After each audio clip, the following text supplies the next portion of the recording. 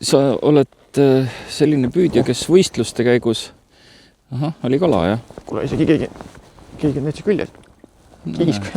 Kiisk sikuga või selleks pulli ma pole enne näinud. Ei ole väga juhtunud, jah.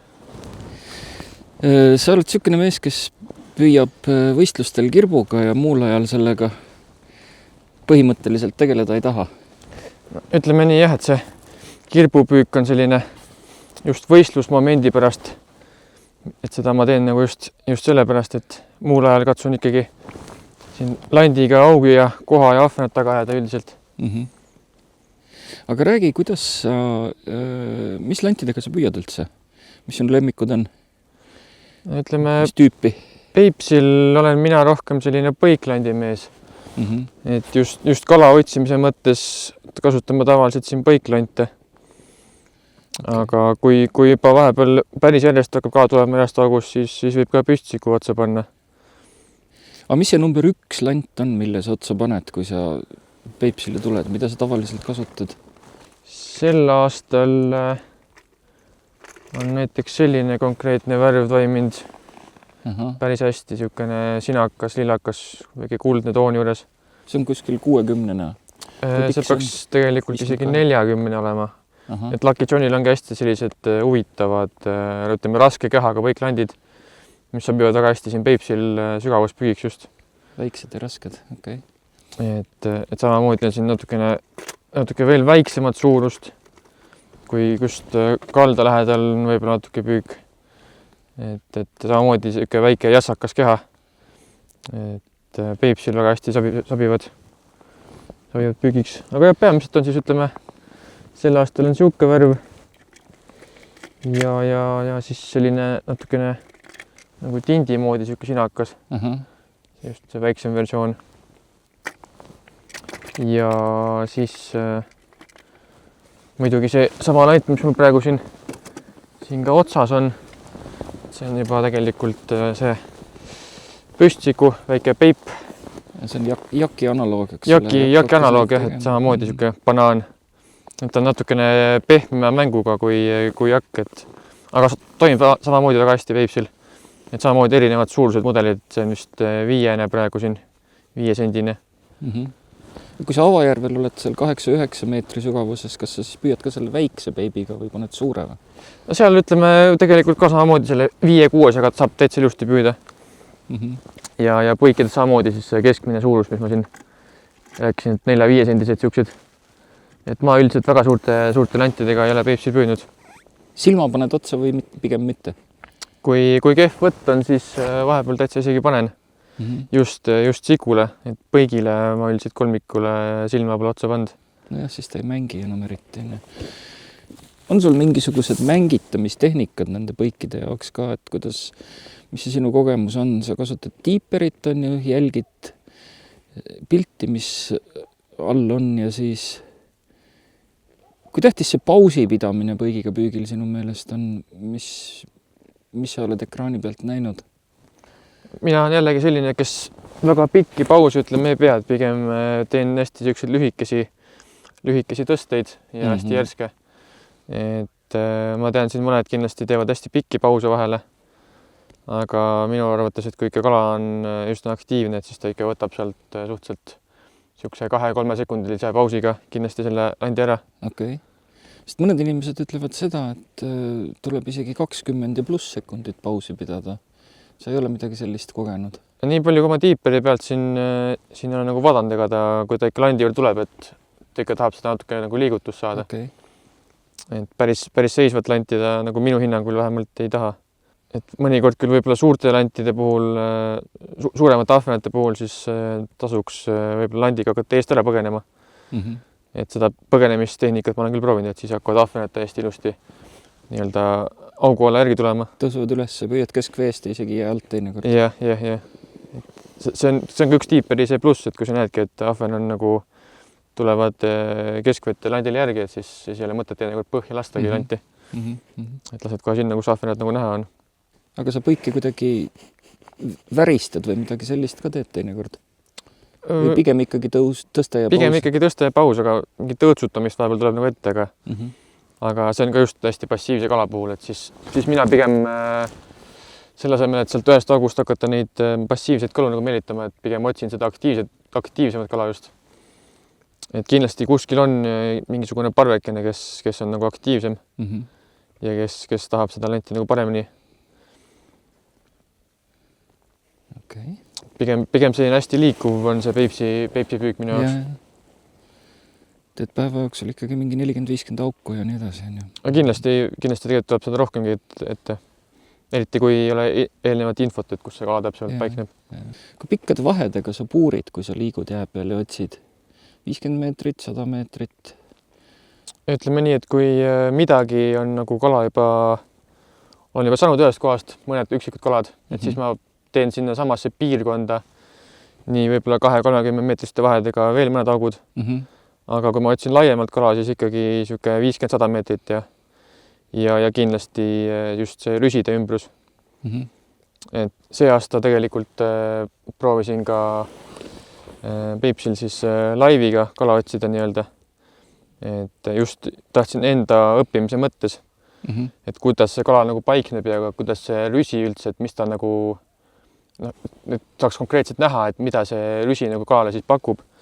Ja sealt oli tegelikult väga palju oli näha, et kohe rüsi jää all istusid väikse kala maimuparved ja nende siis ümbruses olid ka ahvened. See oli tint siis tõenäoliselt? Tindiparved ilmselt jah, või siis ka tegelikult igasugused väiksed muu kalaparved, et siin särjamaimukesed või isegi viidikad, aga eks ta peamiselt ikkagi tint ole, mida see ahven nagu imustab. Ja see on ilmselt nii, et mida kevade poole, seda rohkem ta seal on, seal hakkab see mingisugune fütoplankton kasvama päikese käes ja siis tekib sinna tõenäoliselt muud elu ja siis tuleb väike kala sinna. Ja, aga see oli juba isegi talve alguses, kui täitsa need tindiparved seal püsijää ümber nagu olid. See võis olla lihtsalt selle mingi jääreljeef, mis neile huvi pakkus, ei tea. Et seal suuremad rüsijääd on kohe ilusti näha, et ulatuvad isegi seal 3-4 meetrit juhtudel siis niimoodi põhja poole see jää. Okay. Et see oli minu jaoks täitsa nagu üllatus, et just nii palju ulatub see siuke struktuur sinna vee alla. Praegu sa tegid ühe siukse huvitava liigutuse, et mitte ridva otsaga ei teinud niimoodi, see on miks sa? Vahepeal tuleb, ütleme, oma mängu natuke varieeruda, et teinekord sind kala põhjast lahti rohkem meelitada. Tasub nagu muuta. Et teinekord ta lööb nagu ehmatab sealt mõne eluka põhjast lahti. Võitu, sa mängid hoopis teistmoodi, kui ma teen tavaliselt nende jakkide ja peipidega selliseid järsemaid liigutusi ja nii pikka pausi ma üldse ei pea. Keegi tuli sinna alla, aga siis vahepeal võid natuke kohem koodata, aga jah, üldiselt ma väga suuri tõsted nagu ei tee, et pigem sellised väiksemad tõsted.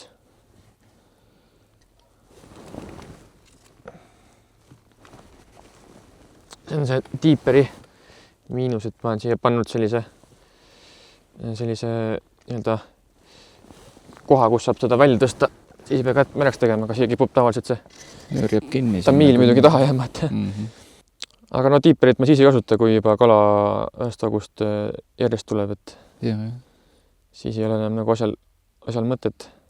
Aga niimoodi 2 auku kõrvuti sa ei viitsi kunagi teha, et? Ei ole viitsinud küll, jah.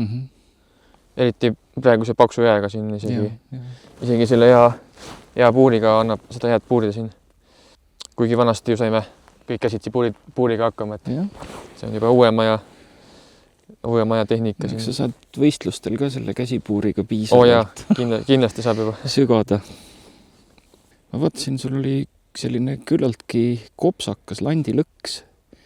Kas landilõksu suurus ei ole mängitamise koha pealt kuidagi kriitilise tähtsuse või sind see ei sega?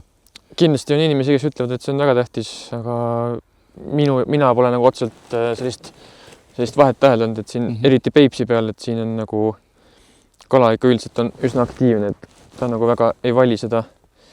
Et kui juba lant täitsa normaalselt mängib, et siis on nagu kõik hästi ja siin landid ei ole nagu väga väikesed ka, et see landilõks hakkaks seda mängu nii palju nagu segama. Mõned mehed, kes püüavad nende suurte raskete kolmkantidega Avajärvel on ju 25, 30, isegi 35 grammi. Et nemad seavad kas jäigalt tamiili sinna külge või siis teevad selle rapalla sõlmega on ju, väidavad, et siis ta ei lähe sassi nii tihti. Et landilõksu kipub kuidagi sassi minema. Aga jah, sinu mäng on teistsugune, siin ta võib-olla tõesti niimoodi ei lähegi. Ja ma üldiselt püüan põiklantidega ka, siis põiklant väga lihtsasti sinna nagu nii-öelda ei keerdu. Aga kui sa päris pisikese põiklandiga püüad, ma ei tea, mingi 2 sentimeetrise, 3 sentimeetrisega, kergega, siis kasutad ka landilõksu? Kui siis väga-väga väikest, aga seod kotsuda miili külge? Siis üldiselt ikkagi seon, jah.